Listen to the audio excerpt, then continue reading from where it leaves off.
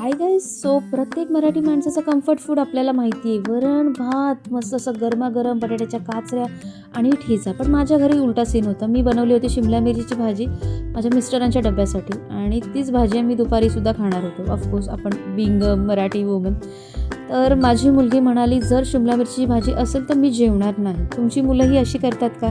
माझ्या लेकीने असं नाक मुरडल्यानंतर ती म्हणाली, वरण भात माझ्या घशाखालून जाणार नाही. तर मी काय केलं, म्हटलं बटाट्याच्या काचऱ्या करा, कारण त्याला अजिबात जास्त तामझाम करावा लागत नाही.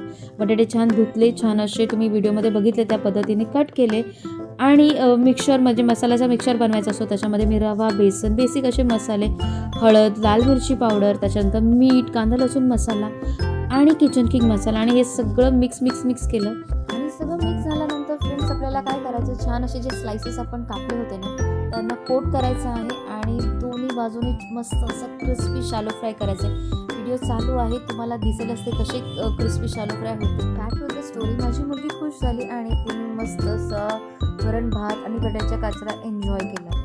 फ्रेंड्स, जर चॅनलवर नवीन असाल प्लीज यार चॅनलला लाईक, शेअर, सबस्क्राईब नक्की करा. आपलंच माणूस तर आपल्या माणसांना पुढे नेता आणि तुम्ही माझी माणसं आहात. मला माहिती आहे तुम्ही नक्कीच मला सपोर्ट करा. Thank you for watching the video. Stay connected guys. Thank you.